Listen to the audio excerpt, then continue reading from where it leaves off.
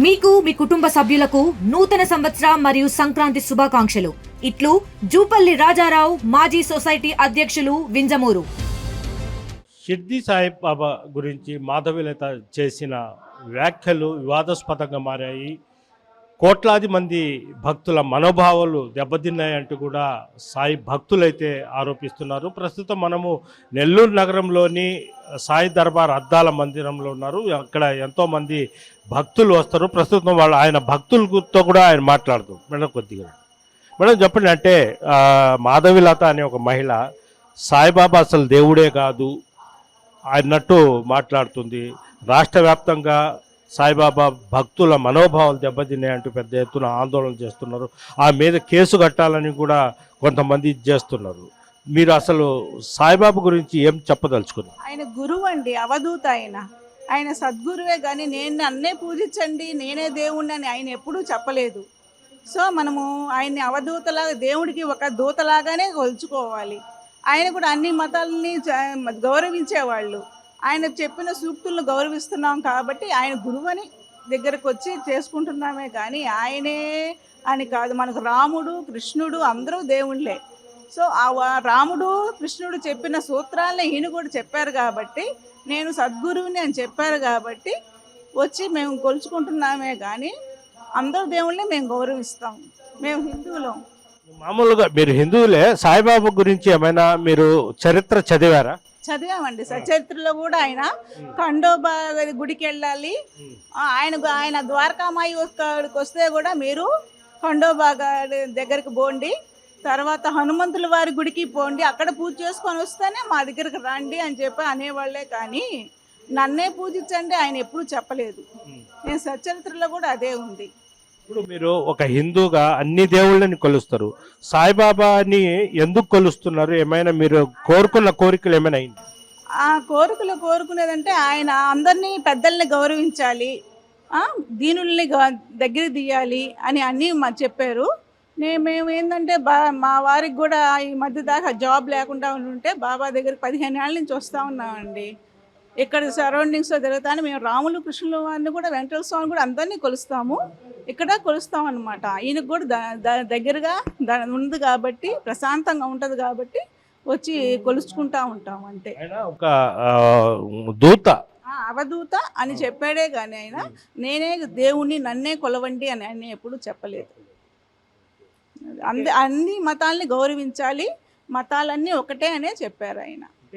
దేవుడు అనేవాడు అందరికీ ఒకే దేవుడు. ఏ కులమైనా, క్రిస్టియానిటీ అయినా, ముస్లిమ్స్ అయినా, హిందువులైనా, దేవుడు అనేది మనం పెట్టుకుంటున్నామే కానీ దేవుడు అంతా ఒకటే స్వామి, అంతే.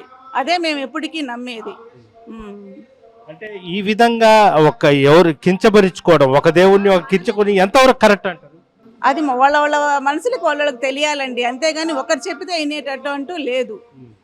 దేవుళ్ళు అంటే మనకు ముందు దేవుళ్ళు ఎవరంటే గీతాచార్యుడు, కృష్ణుడు, రాముల వారు, వాళ్ళు మనకు దేవుళ్ళు. వీళ్ళు ఏంటంటే వాళ్ళ అవధూతలు అన్నమాట. ఇలా ఉండాలి మీరు అని చెప్పి మన సన్మార్గంలో, మంచి మార్గంలో అందరూ దేవుళ్ళు ఒకటే అని చెప్పేవాళ్ళే, కానీ వీళ్ళు మేము దేవుళ్ళు అని ఎప్పుడూ చెప్పలేదు ఆయన.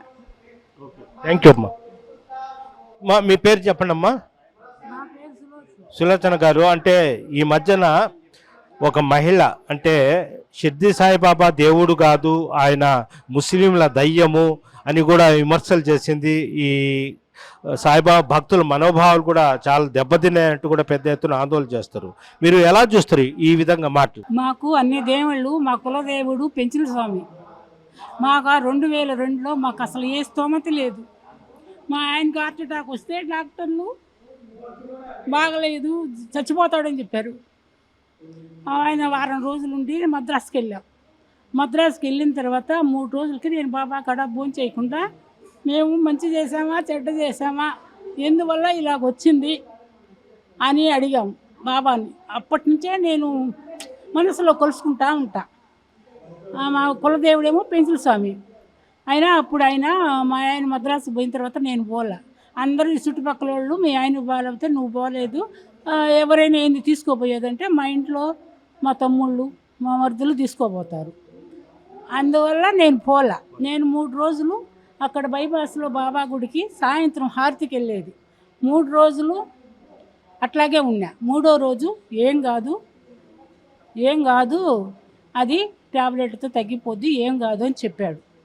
అది చెప్పిన తర్వాత డాక్టర్లు ఇక్కడ బాబాయ్ ఏం చెప్పాడు, ఏం కాదని. ఏం చెప్పిన తర్వాత డాక్టర్లు 3 రోజులు చెక్ చేస్తే ఏమీ తెలియలే. యాంజియో గ్రూపులు అన్నీ చేసినా కూడా ఏం తెలియకపోతే తర్వాత 3వ రోజు ఆ డాక్టరు మాకు తెలిసిన ఆయన, ఎప్పటి నుంచో తెలుసుంటే పలానా ఊరోళ్ళు అంటే ఆయన అక్కడే ఉండి చూసి పంపించాడు. 3వ రోజు ఏం సర్జరీ గిజ్జరీ ఏం చేయలే, ట్యాబ్లెట్లతోనే వాడుకున్నారు. తగ్గిపోయిన తర్వాత ఒక 6 నెలలు ఇంట్లో ఉండమన్నాడు రెస్టు. బాబా వెంకయ్య స్వామి మా ఇంట్లో 15 రోజులు కొలువై ఉన్నారు. ఆయనకి ఏమొచ్చిందో ఏమో మాకైతే తెలియదు. లాస్ట్లో 15 రోజులకి వెళ్ళిపోయేటప్పుడు ఇంకా ఏమీ కాదు అని చెప్పేశారు. కనిపించారు, ఇద్దరు వెళ్ళిపోయారు. దాని తర్వాత అలాగా చిన్నగా చేసుకుంటా వచ్చాం. దాని తర్వాత మా అబ్బాయికి మ్యారేజ్ అయింది. మ్యారేజ్ అయిన తర్వాత ఒక చిన్న బాబు పుట్టాడు. వాడికి మూత్రం వచ్చే పిండం లేదు రంధ్రం. లేకపోతే డాక్టర్లు 3 రోజులు పెట్టుకొని చెప్పలా. నేనుండి ఏంది చిన్న బాబుకి మస్ట్ కూర్చోవాలి అన్నీ చెయ్యాలి కదా, ఏంది మీరు చెప్పలేదు ఇలాగా అని చెప్పారు. చెప్పి నేను అడిగితే డాక్టర్ నేను చూడలేదు, ఎమర్జెంట్గా హాస్పిటల్కి తీసుకోపోండి అన్నారు.